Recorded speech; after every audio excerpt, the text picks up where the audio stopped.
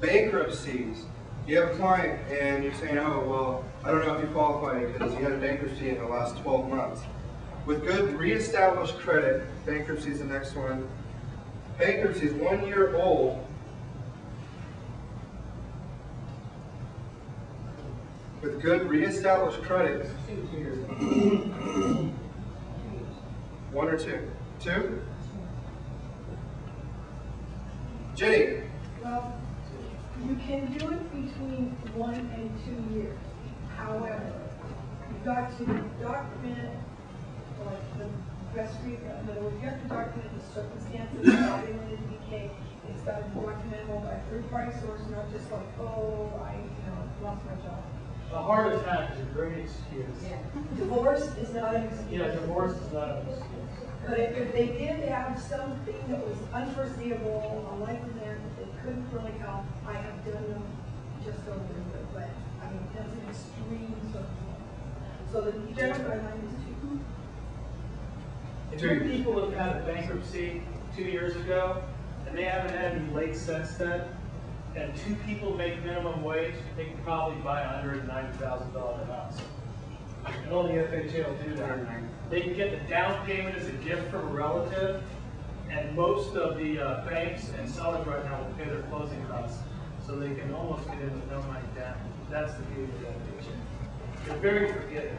If you reestablish your life in 2 years, and you've done pretty well, and you can document your income, which most people that are going to want to live in a house like that isn't $1 million home, can document their income. They're in the hospitality or golf business out here, or their construction or landscaping, and they're W-2 and paycheck stuff.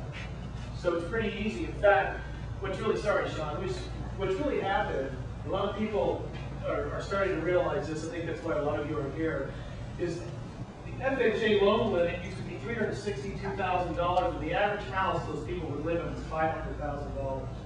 That price has come down now to well below $362,000, and the FHA limit's gone up to $500,000. That means 80% of the people that could use these loans that couldn't get them before now can.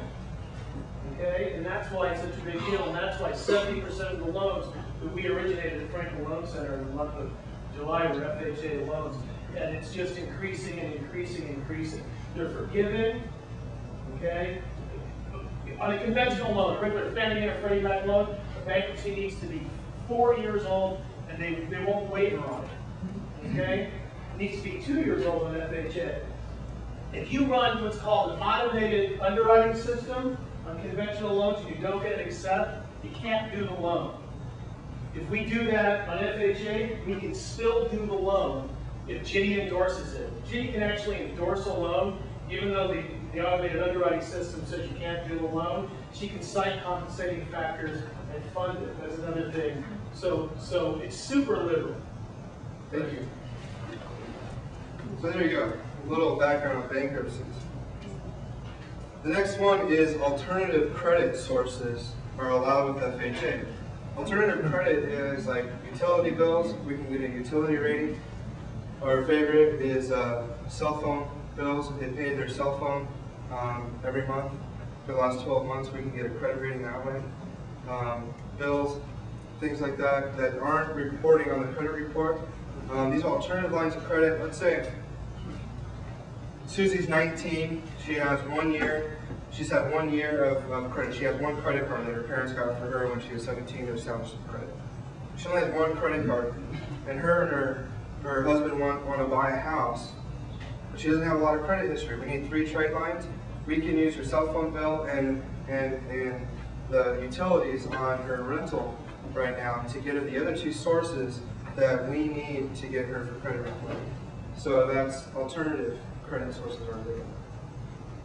Credit counseling companies, this is one I ran into recently. If you have somebody who's having a company manage their bills, we see these advertisements all over the place. Help clean up your credit, get out of debt, consolidate your consumer credit. Credit counseling companies are working with your clients, and they need to be in these programs with their total bills paid for the last 12 months. If they're outside of these If they've already completed the program, we're fine, but if, let's say that they've been doing it for 7 months, we're gonna have to wait 5 months until they have 12 months of history. Jenny? And that's another difference, conventional thing. Conventional loans, you cannot do borrowers that have been in credit counseling for at least 4 years after you've been operating. Conventional looks at it at one glance. So, are you guys seeing a trend here? Conventional financing has a lot of restrictions, and FHA is a solution to some of these more outside the box borrowers, you know, especially without having the reserves that we need. Okay. Pools.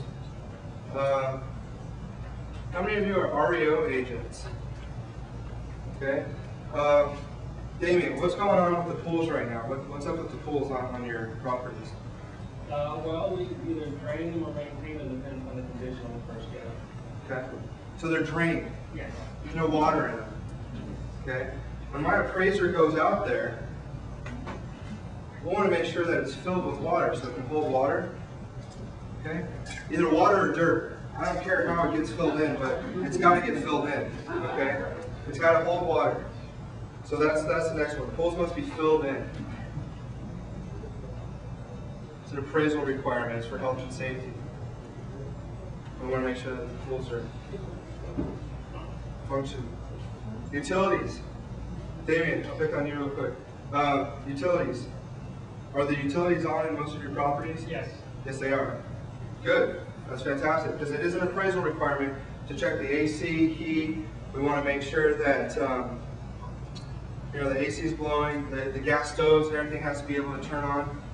This is for health and safety. We want to make sure that the borrowers are moving into a house where the utilities are functioning. I had an electrical box that was burned.